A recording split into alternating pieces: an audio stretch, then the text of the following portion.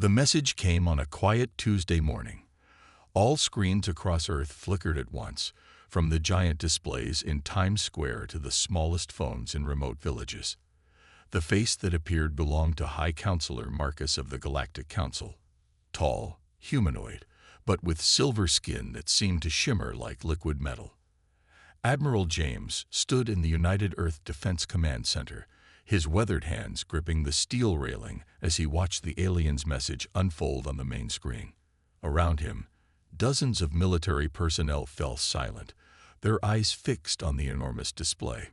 People of Earth, Marcus spoke in perfect English, his tone carrying neither warmth nor hostility.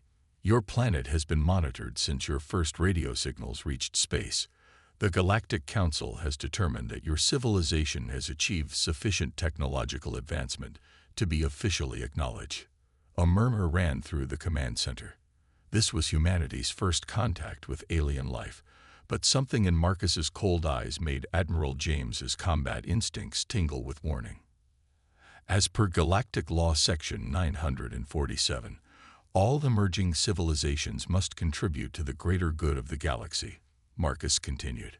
The Council hereby demands an annual tribute of 50,000 tons of rare earth elements, with particular emphasis on neodymium, dysprosium, and terbium. Additionally, 10% of your planet's annual precious metals production will be required. Admiral James's knuckles went white on the railing.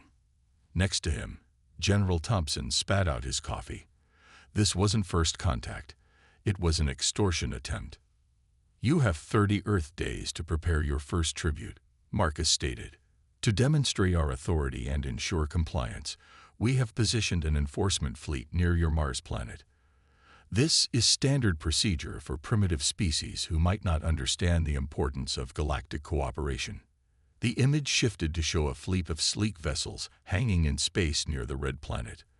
Their design was elegant but clearly meant to intimidate, with weapons ports visible along their hulls. Should you fail to comply, Marcus's voice continued over the images, the enforcement fleet will be authorized to conduct resource extraction operations directly. This typically results in significant collateral damage to local infrastructure and population centers. We trust you will make the wise choice. The transmission ended, leaving the command center in stunned silence. Admiral James turned to face the room. 20 years of military service had taught him to read a situation quickly, and right now, he needed to act before panic spread. Ladies and gentlemen, he spoke clearly, his voice cutting through the growing murmurs. I want satellite confirmation of that fleet's position. Get me thermal, radar, and quantum readings. And someone wake up the president. She needs to hear this 5 minutes ago. The room burst into controlled activity.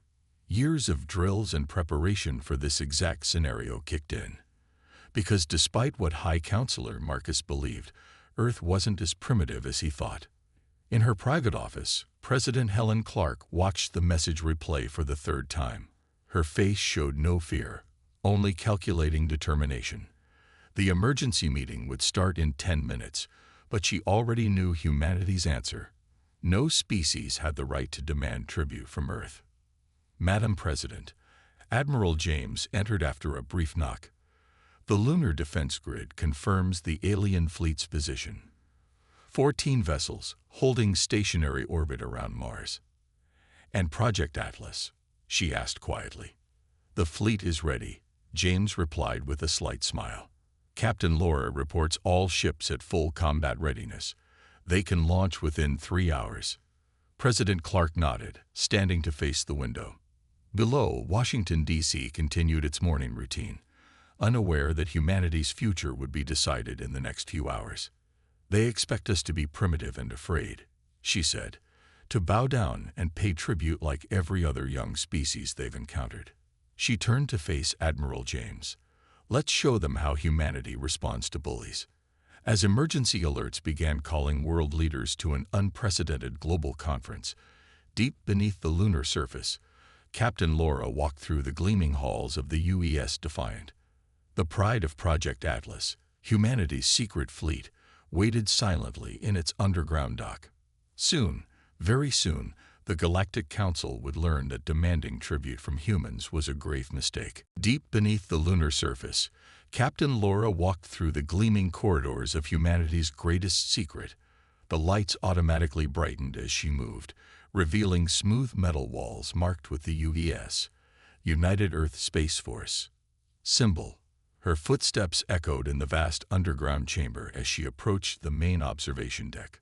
Through the reinforced windows, she could see the pride of humanity's hidden fleet, the UES Defiant. The massive battleship stretched nearly a kilometer in length, its dark hull absorbing the light from the dock's powerful floodlights. Unlike the smooth, elegant ships of the Galactic Council, the Defiant was built with clear human design principles: practical, powerful, and intimidating. Status report, Laura called out as she entered the bridge. Her crew, hand-picked from the best of Earth's military forces, worked efficiently at their stations. All systems at full combat readiness, Captain, replied First Officer Mike from his position at the tactical display. The alien fleet hasn't moved from Mars orbit. They still think they're dealing with a primitive species. Laura allowed herself a small smile. The Council's arrogance would be their downfall. While they had been demanding tribute from younger species, humanity had been preparing for this moment for decades. The real story began in 2045, when a damaged alien scout ship crashed in the Australian outback. Instead of announcing the discovery to the world, a coalition of governments kept it secret. They created Project Atlas, a program dedicated to understanding and reverse engineering the advanced technology. Engineering reports the fusion drives are running at optimal levels, reported Chief Engineer Robert through the intercom.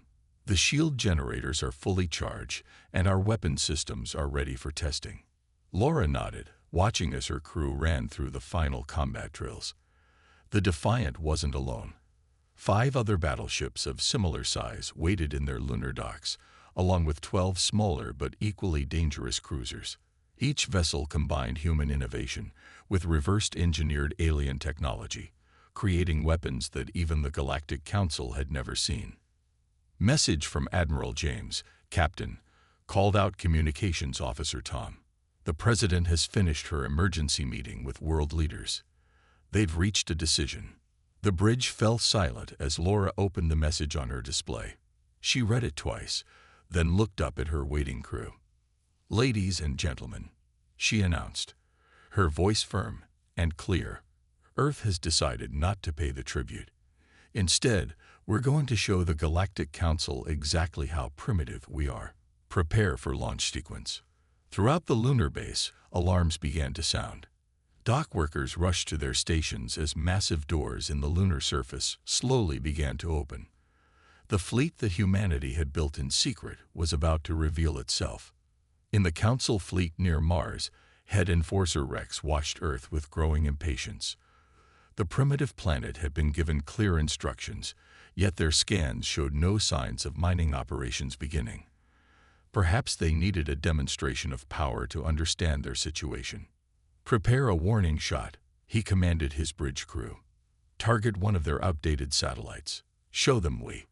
"Sir," his sensor officer interrupted, voice filled with alarm. "Multiple large objects detected. They're emerging from the lunar surface." Rex rushed to the view screen, his silver face showing confusion for the first time. What he saw made his heart stop. Warships, larger than anything in his enforcement fleet, rising from hidden bases on the moon. Their design was different from anything he'd seen before, and their power readings, impossible. "Sir," his communications officer called out, voice shaking, "we're receiving a transmission from the lead vessel." Captain Laura's face appeared on their screen, her expression cold and professional. "Galactic Council Enforcement Fleet, this is Captain Laura of the UES Defiant. Regarding your demand for tribute." She paused, allowing a small smile to cross her face. "Humanity declines. We suggest you reconsider your position. You have 1 hour to leave our solar system." As the transmission ended, Rex watched in growing horror as more ships emerged from the moon. The primitive humans had tricked them all. And now his small enforcement fleet faced a force that could change the balance of power in the entire galaxy. Head Enforcer Rex paced on his command ship's bridge, watching the massive human fleet with growing dread. His silver skin had lost its shine, turning dull gray with stress. The enforcement fleet's 14 ships suddenly seemed very small compared to the 18 powerful warships that had risen from the moon. "Sir, we need to make a decision," his second-in-command said quietly. "The humans gave us 1 hour to leave. We have 30 minutes left." Rex slammed his fist on the tactical display. For 20 years, he had led enforcement missions against new species. Each time, the sight of his fleet had been enough to make them submit. But these humans, they had deceived everyone. "Send a message to High Counselor Marcus," Rex ordered. "Tell him." A bright flash interrupted him. One of his patrol ships exploded, scattering debris across space. "What happened?" Rex shouted, spinning toward his tactical officer. "Unknown weapon signature," the officer reported. "It came from the asteroid belt. We're detecting more human ships hiding among the rocks." On board the UES Defiant, Captain Laura watched the enforcement fleet's confusion with grim satisfaction. The lunar fleet had been just the first surprise. Operation Thunderbolt was working exactly as planned. "All ships report ready, Captain," First Officer Mike announced. "The asteroid belt squadron has revealed themselves as planned. The enforcement fleet is now completely surrounded." Laura nodded. Admiral James had designed this strategy himself. Show some of their strength first, let the enemy worry, then reveal they had even more ships waiting. The psychological impact was devastating. "Open a channel to all Council ships," she ordered. Back on the Council Enforcement Fleet's command ship, Rex watched with horror as 5 more human warships emerged from hiding spots in the asteroid belt. They had weapons locked on his fleet from all directions. "This is Captain Laura of the UES Defiant." The human's voice came through clearly on all channels. "You have 15 minutes remaining to leave our solar system. If you choose to stay..." She let the threat hang unspoken. Rex knew he should retreat. The logical choice was clear, but 20 years of successfully bullying other species had made him proud. Maybe the humans were bluffing. Maybe their ships only looked impressive. "Launch fighters," he commanded. "Show these primitives what real space combat looks like." His crew hesitated for just a moment before following orders. Hundreds of small fighter craft poured out of the Council ships, their weapons charging. On the Defiance bridge, Laura shook her head sadly. "They always choose the hard way," she said quietly. Then louder, "Launch countermeasures. Tactical, you may fire when ready." The space between Mars and the asteroid belt lit up with weapons fire, but the battle was completely one-sided. The Council fighters found their weapons bounced harmlessly off the human ship's advanced shields. Meanwhile, the human point defense systems cut through the fighter squadrons with terrifying accuracy. "Sir," Rex's tactical officer shouted in panic. "Their weapons, they're using some kind of guided plasma technology we've never seen before. Our shields can't." Another explosion rocked Rex's command ship. 3 more Council vessels erupted into fireballs, their crews barely having time to reach escape pods. "Enough," Rex shouted. "All ships, emergency retreat. Get us out of here." The remaining Council ships turned to flee, their engines glowing bright as they pushed to maximum speed. Behind them, the human fleet held position, watching but not pursuing. "Should we chase them, Captain?" Mike asked Laura. "No," she replied, a small smile on her face. "Let them run. Let them tell the Council exactly what happened here. It's time the galaxy learned that humanity won't be pushed around." As the last Council ship disappeared into faster-than-light travel, Admiral James's voice came through on the command channel. "Well done, Captain. But this is just the beginning. The Council won't take this humiliation lightly. They'll be back. And next time, they'll bring their real fleet." Laura looked at the confident faces of her crew. "Let them come," she said. "We'll be ready." High Counselor Marcus sat in his private chamber aboard the massive council station, watching the recorded footage of the battle for the 10th time. His silver face showed no emotion, but his hands gripped his chair's armrests so tightly they left dents in the metal. "Impossible," he whispered, watching again as the human ships emerged from the moon. "How did we miss this? How did they hide an entire fleet?" A soft chime announced the arrival of an urgent message. The humans had sent their response to the Council's tribute demand. Marcus opened it, expecting pleas for mercy or attempts at negotiation. Instead, he found himself looking at Admiral James's stern face. "High Counselor Marcus," the human admiral spoke clearly and confidently. "You demanded tribute from Earth, claiming it was standard procedure for primitive species. We have demonstrated that we are far from primitive. Now let us demonstrate how humanity handles bullies." The message switched to showing multiple data streams. Marcus's eyes widened as he realized what he was seeing. The humans had transmitted their battle data to every species in the Council's territory. Every member race could now see how a small human fleet had utterly defeated the Council's enforcement squadron. But that wasn't all. Captain Laura's face appeared next, standing on the Defiance Bridge. "To all species currently paying tribute to the Galactic Council," she announced, "Earth offers you a choice. Stand with us against the Council's extortion, and we will share our shield technology. The same technology that made the Council's weapons useless. The time of paying tribute to bullies is over." In the Council Station's main control room, alerts began flashing. Reports were coming in from across the galaxy. 3 different species had already declared they would stop paying tribute. 5 more were demanding emergency meetings with their council representatives. Marcus rushed to the control room, his perfect composure finally breaking. "Send the main battle fleet," he ordered.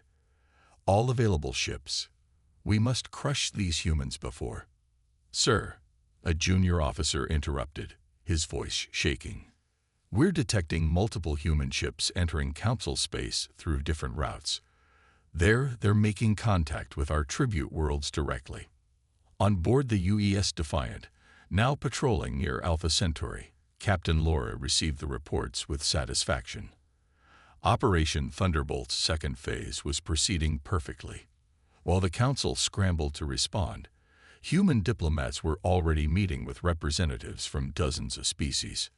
Message from Admiral James, Captain, Communications Officer Tom announced.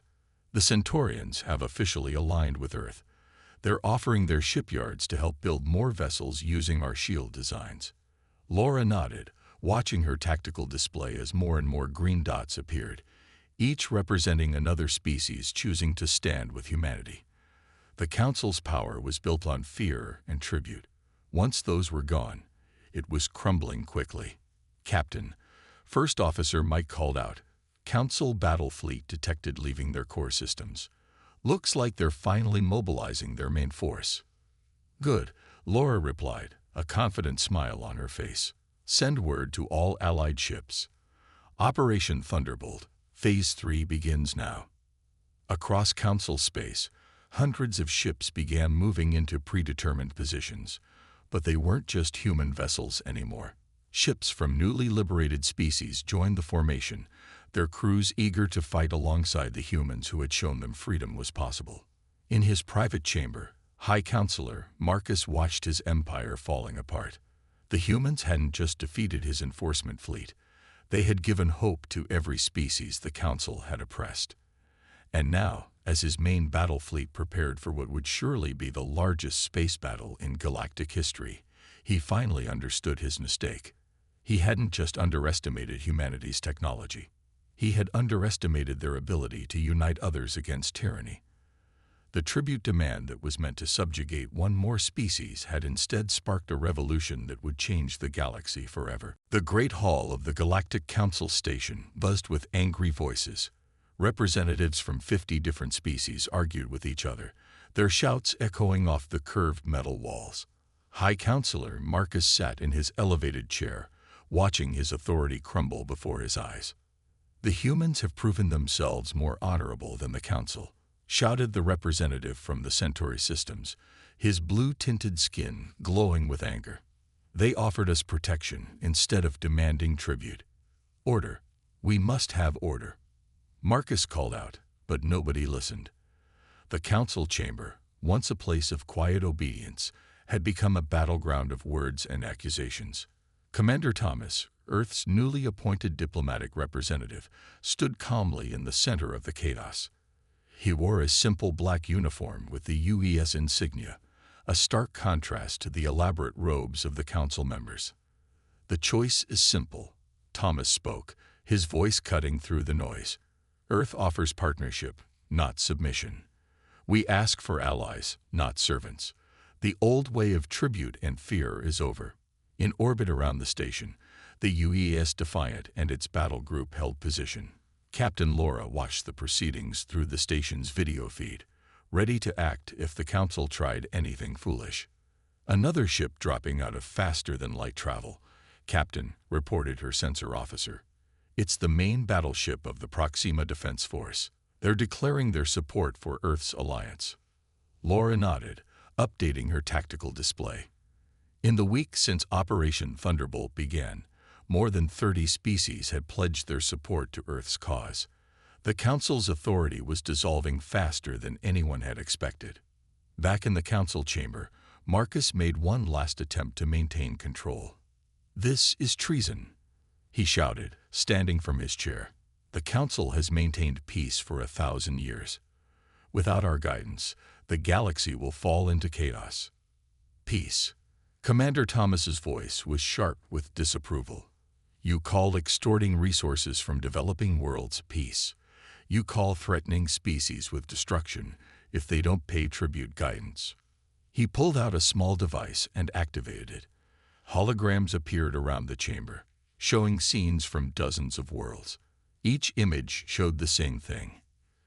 Council enforcement fleets threatening peaceful planets, demanding tribute under threat of violence. "The Council's true face is revealed," Thomas continued. "Earth had the strength to stand against you. But how many species suffered because they couldn't fight back? How many civilizations stripped their worlds bare to pay your tribute?" The chamber fell silent.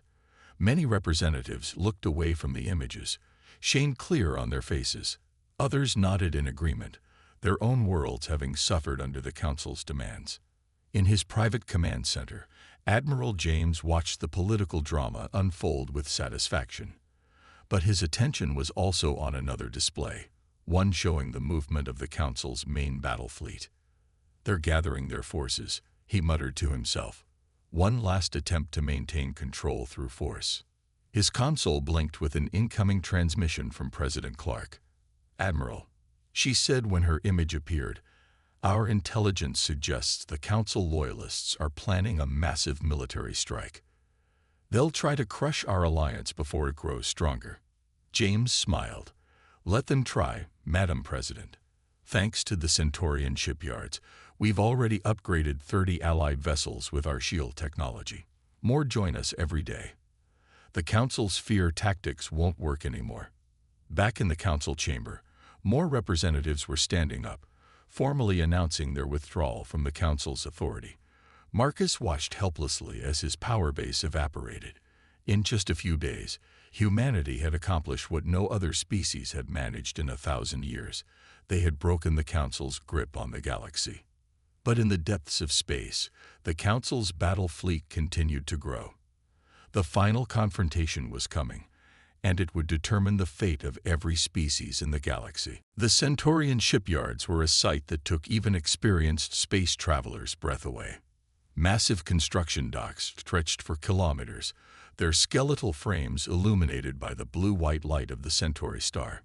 Inside these docks, ships from 24 different species were being upgraded with Earth's shield technology. Ambassador Anna of the Centaurians stood beside Captain Laura on the Defiant's observation deck, watching the work below. Unlike the silver-skinned council members, the Centaurians had blue-tinted skin that seemed to shimmer in starlight. "Your shield technology has changed everything," Anna said, her voice filled with wonder. "The Council kept us dependent on their protection for centuries. Now, for the first time, we can defend ourselves." Laura nodded, but her attention was on the tactical displays showing the movement of the Council's battle fleet. "They're still gathering ships," she noted. "Almost 300 vessels now." "They're desperate," Anna replied. "Half their tribute worlds have already joined your alliance. Without those resources, the Council's power is crumbling.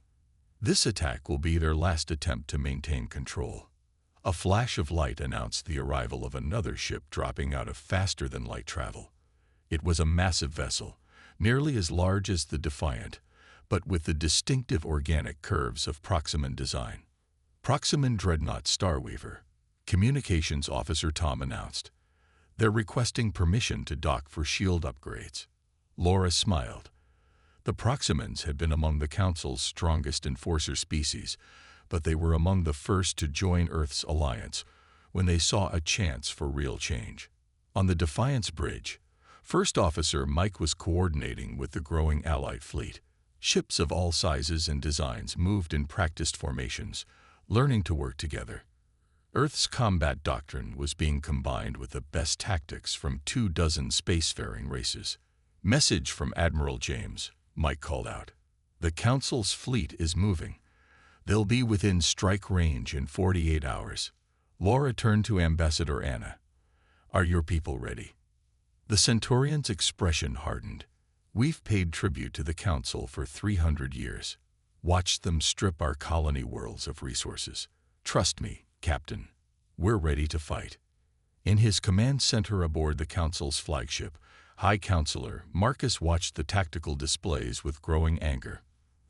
The mighty Council fleet, once used only for tribute collection, was now preparing for the largest battle in galactic history. "The humans must be destroyed," he told his commanders. "Their very existence threatens everything we've built. Once they fall, the other species will return to their proper place." But even as he spoke, more ships were deserting the Council fleet. Entire battle groups were jumping to faster-than-light travel, responding to Earth's open invitation to join their alliance. Back at the Centaurian shipyards, Laura received the latest intelligence reports. The Council's fleet was massive, but their numbers were deceiving. Many of their crews were uncertain, their loyalty wavering. The Council's iron grip on the galaxy had finally met something stronger: hope.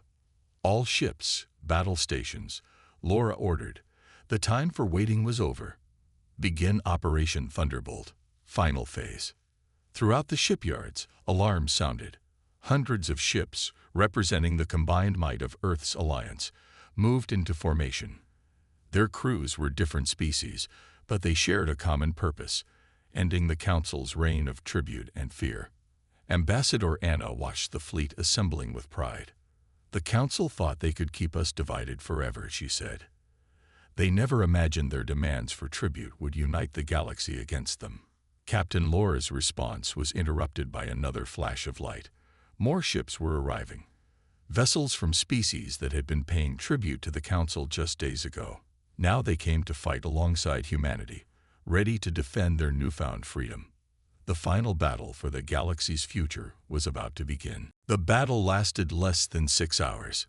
Despite having nearly 300 ships, the Council's fleet fell apart faster than anyone expected. When Captain Laura ordered the Allied fleet to advance, almost half of the Council's ships immediately switched sides, their crews refusing to fight for their oppressors. High Counselor Marcus watched in horror from his flagship as his forces crumbled. "Fire on the traitors!" He screamed at his crew. "Destroy them all." But his own bridge crew stood up from their stations, their silver faces set with determination. "No," his first officer said simply. "No more following orders based on fear." The Council flagship's weapons powered down. Across the battlefield, more and more Council ships did the same.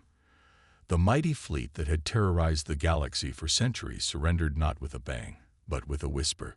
3 days later, representatives from 50 species gathered in the Council Station's Great Hall.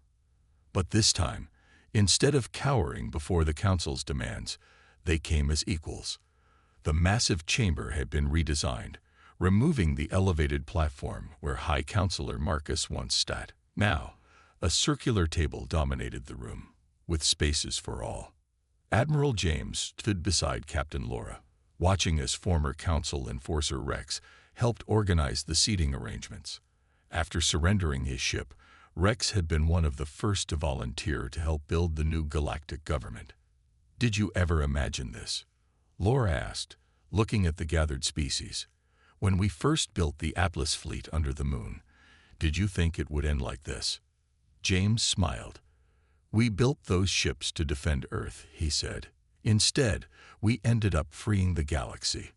Not bad for a primitive species." President Clark took her place at the table, Earth's flag displayed proudly behind her seat.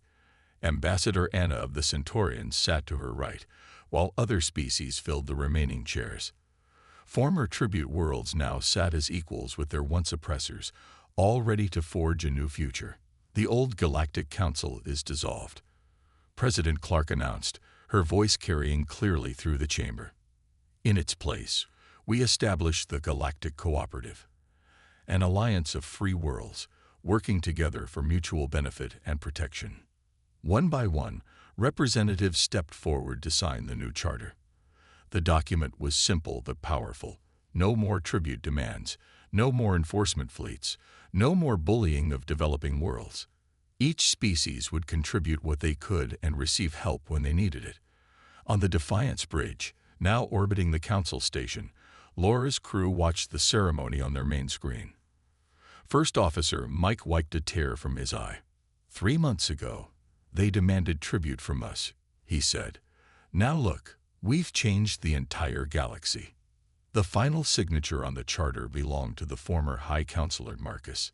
His silver face showed no emotion as he signed, but his hands trembled slightly. The age of Council dominance was officially over. "Captain," Communications Officer Tom called out suddenly. "We're detecting a new signal, a radio transmission from. It's coming from a previously unknown species in the Orion sector." Laura smiled. Another developing civilization making first contact with the stars. But this time, they wouldn't face demands for tribute. Instead, they would be welcomed into a galaxy of equals. "Send them our standard greeting package," she ordered. "Let them know they're not alone, and they have nothing to fear from the stars." As the new Galactic Cooperative began its first session, ships from 50 different species patrolled together, their crews working side by side. The Council's mighty battle fleet was being transformed into a peacekeeping force, dedicated to protecting developing worlds instead of exploiting them. Admiral James looked out at the stars from the station's observation deck.